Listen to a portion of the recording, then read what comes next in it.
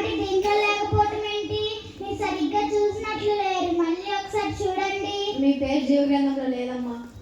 నేను ఎవరనుకుంటున్నారు? కావాలంటే ఈసారి మిమ్మల్ని ఎమ్మెల్యేగా చేస్తాను. కొంచెం చూడండి. ప్రతివాడు పై అధికారికి లోబడి ఉండవలను. ఎలాగనగా దేవుని వలన కలిగినది తప్ప మరి ఏ అధికారం లేదు. ఉన్న అధికారం దేవుని వలనే నియమింపబడి ఉన్నది. నీవు భూలోకంలో ఉన్నప్పుడు నీ అధికారం బట్టి దేవుణ్ణి చులకనగా చూసి దేవుణ్ణి నమ్ముకొనందున నీవు పరలోక రాజ్యం వెళ్ళవు.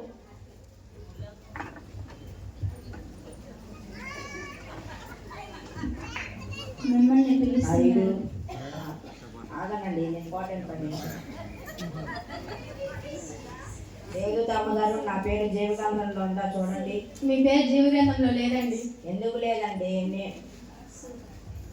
ఈ 2 లక్షలు తీసుకొని రాయండి. నా పేరు మీ పేరు జీవగ్రంథంలో లేదండి. ఎందుకు లేదండి? ఈ ఊరు నాదే. ఈ ఊరిలో నాకంటే ధనవంతులు ఎవరు లేరు. మళ్ళీ ఒకసారి చూడండి. ధనవంతుడు పరలోక రాజ్యంలో ప్రవేశించుట దుర్లభము అని మీతో నిశ్చయంగా చెప్పుచున్నాను.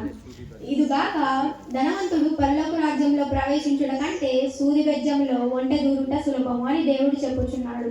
కాబట్టి మీరు ధనముందని అహంకారంతో భూలోకంలో విర్రవీగినందున మీకు పరలోక రాజ్యంలో చోటు లేదు.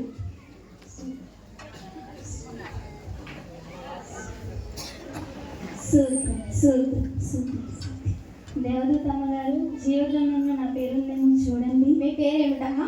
నా పేరు సుధా అమ్మ. మీ పేరు జీవగ్రంథంలో మొదటి పేజీలోనే లిఖించబడి ఉన్నది.